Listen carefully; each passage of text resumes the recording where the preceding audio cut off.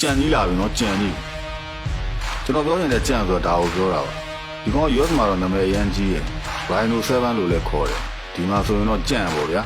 ဒီကောင်ကဘူးထဲမှာရှာကြည့်ရင်တော့အများကြီးတွေ့နိုင်တယ်ဘာကြောင့်ဥရောပမှာနာမည်ကြီးလဲဆိုတော့စော်ရမ်းကောင်းလို့ပေါ့ဗျာရောင်းတလုံးတောက်ပြီး9ရက်လောက်အာနိသင်ခံတယ်ဆိုတော့စဉ်းစားတာကြည့်တော့စိတ်လဲချရတယ်ဘယ်လိုဆိုလို့လဲလုံးဝမရှိဘူးသူ့မှာပါဝင်တဲ့ပစ္စည်းတွေကလည်းဖတ်ကြည့်လိုက်ရင်ဘဏ္ဍကျင်စင်းလို့ပါလို့နိုင်ငံတကာကတကယ်ရှားပါဆေးတွေကြီးတယ်ကျွန်တော်တုံးကြည့်တော့ကြံတလုံးတောက်ပြီးရတယ်2နာရီတွင်အာနိသင်တန်းပြတယ်မာတောင်ထွားကြိုက်နေတာနောက်တစ်ချက်တတိထားမိတာကျွန်တော်တီးရတာမောခံနိုင်လာတယ်စိတ်ကြည်နှံ့မှုလည်းပူရတယ်အရင်တစ်ကြောင်းတော့မနေ့စူးစမ်းနေတယ်ကျွန်တော်တို့တော့2ချီ3ချီလောက်ပစ္စည်းပြ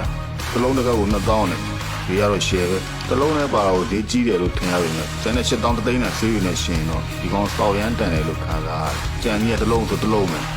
တကယ်တစ်လုံးပဲလို့တော့ကြည့်ရင်ပြီးလိမ့်မယ်ကဲအများကြီးမပြောတော့ဘူးဗျာဒီကပိုတီးခြင်းနဲ့စိတ်ဝင်စားတဲ့ဆိုရင်အောက်ကကျွန်တော် order နောက်နှိပ်ပြီး website မှာလာဝင်ကြည့်လိုက်ပါတော့